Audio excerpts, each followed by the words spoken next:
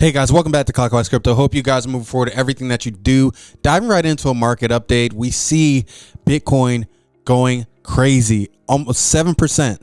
Okay, almost 7% away from its all-time high. Let's dive in and see what's going on here. Taking a look at the charts briefly, we see that Bitcoin nearing that point. Okay, nearing that point of no return. If we break 70,000, okay, we break 70,500, it's over. Okay, it's over. Accumulation done. We just topped off a bag. I think it was yesterday. We just top off a bag, and we're done. We're ready. We're waiting on this momentum. So let's dive into some market charts and market updates and see what's going on here. So Elon Musk discusses Doge cabinet position economics at Trump rally. So we see here that Elon Musk made his case for a paradigm shift in United States governance in an impassioned speech at an event in support of Republican candidate Donald Trump, who what they're saying is pro-crypto. Everything for his campaign has been pro-crypto, really embracing the technology now. They say information changes situations. And, I think during his initial presidency, the first one, we didn't really see a lot of say. It was like, no, not really. Didn't really know about it. Now it's like, okay, we're on to something. So taking a look here, even his VP is a crypto holder. So we see here Elon Musk discusses the possibility of serving in Doge. Politicians seem to forget that the money being spent is your money. And if it's not being spent in a way that benefits the American people, it is a misuse of funds. Huge news. And to be honest with you, that's why a lot of politicians that you're seeing across the world don't like crypto, because now you can't get those funds anymore. Think about it. When you buy something, there's usually a tax, right? Let's say you receive income. There's income tax, and then you're spending that money again. There's tax on the services. There's tax on this, tax on that. Crypto's changing all of that. Where are you getting your tax from? The only way they can get it is if they tax you for capital gains or something crazy like that, right? So that is a big indicator as to why some governments are not liking crypto. Okay, here we see in the town hall, he discusses a variety of topics ranging from the U.S. deficit, alleged voter fraud, and the U.S. border and freedom of speech. Blockchain impacts all of that. Okay, blockchain impacts all of that. U.S. deficit, Bitcoin, an appreciating asset. Alleged voter fraud, blockchain. You cannot change the blockchain. U.S. border and freedom of speech. Okay, being able to create a decentralized social platform. Okay. The U.S. border, that goes to blockchain documentation. People having documents that can't be altered, can't be faked, verified on the blockchain. It's able to impact everything. Okay, so Musk solicited a smattering of cheers when he replied, "Yeah, Doge," to an audience member who brought up the proposed department, but sidestepped the topic of his involvement in his response. He said he blamed the nation's economic problems on a staggering amount of wasteful government spending. Okay, and this is huge, guys. This is huge. So can you imagine what's going to happen if a pro-crypto U.S. president comes on board? It's going to be insane. So looking at the markets turning around. Fear, greed. We're at the point near greed. Guys, remember what we said about this, okay? Remember what we said. You do not want to buy. You do not want to buy when we get green. You do not want to buy in greed. You just do not. You never buy at the right price. More times than not. You could maybe get a pullback if something stays low. But when things become green and things start going crazy, you better have your exit strategy. Whatever exit strategy that you have been planning for, have that exit strategy. Take your profits, because the whales will, and they will dump on you. 100%. We see in crypto bubbles, everything is green today. Everything is green, going crazy. Okay, going crazy, and we love to see that. It's crazy. We just packed some bags, and now we're up 10% already. Packed some Floki bags, topped off the Floki bag. Love the project. Really just love what they're doing. Love how intentional they are, and also love the partnership. So I think success in crypto is also based on who you surround yourself with, who you partner with. And that is honestly one of my complaints when we look at Cardano. Like, I look at Cardano and I'm wondering, why isn't Cardano on like USDT?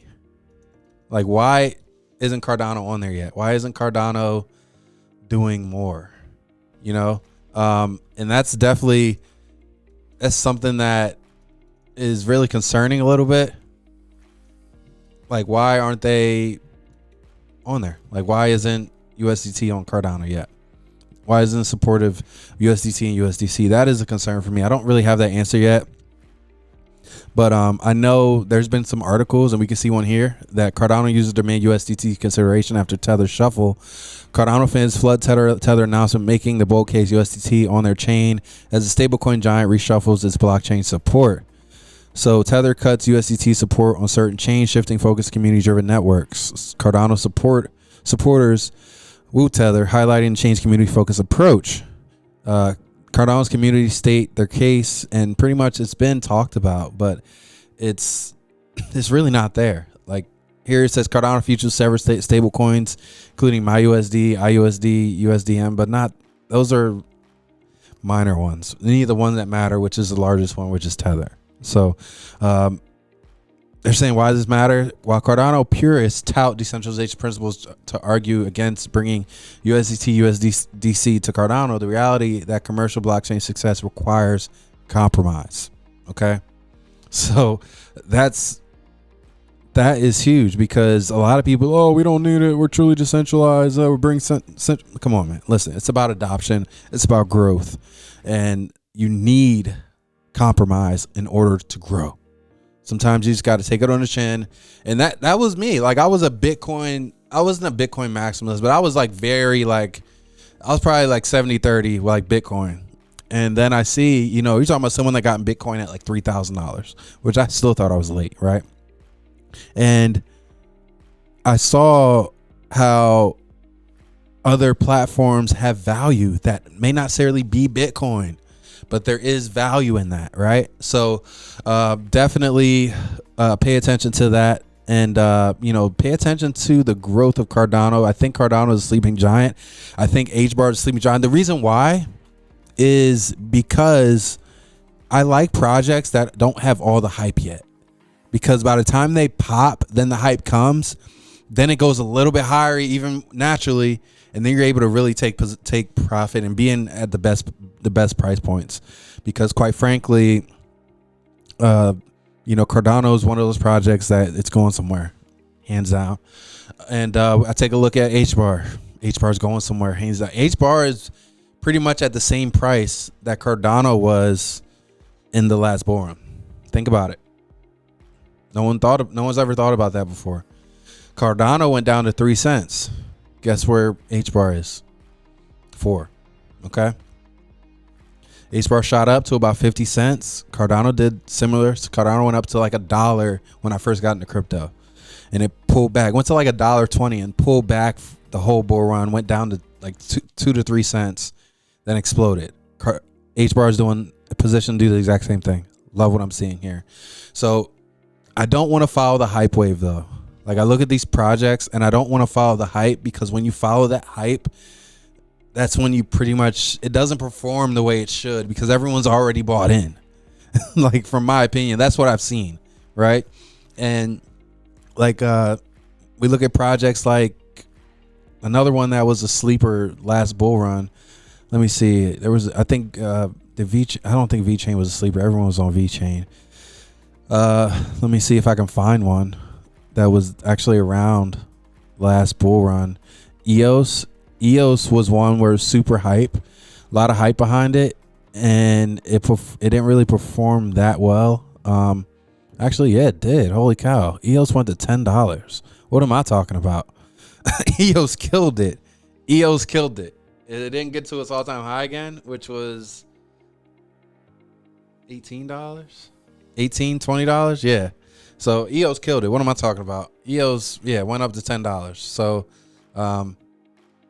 EOS did well. But they definitely, EOS was like hand in hand going pound for pound with Cardano back in the day. If you guys don't remember, EOS was like the Cardano killer, and because the founder pretty much branched off to do his own thing, and was initially with, I think he was with Ethereum, branched off, didn't stay with Cardano, didn't build Cardano with Charles, and pretty much was going after the CEO of IOHK, Charles Hoskinson, and pretty much deemed himself the Cardano killer, can do everything better and all this stuff, and was talking crap on proof of stake, and then everyone was like, proof of stake's right, and everyone's migrating to proof of stake now because they see the importance of the protocol. So just some updates of what we've been through. Very excited here. Nothing really going on besides a ton of hype about Bitcoin price. We see here that Bitcoin's less than 7% away from a new all-time high, and we see also we have Bitcoin peer-to-peer festival in Santa Monica, California today. So definitely shout out to Santa Monica Bitcoin peer-to-peer festival. Go connect, guys. Go connect and meet people who are bullish on crypto, people that are really taking advantage of the opportunity. It's like you must capitalize on the opportunity of a lifetime in the lifetime of the opportunity. I truly believe that, guys. I hope you guys got some value out of this video. Keep moving forward in everything that you do. See you soon.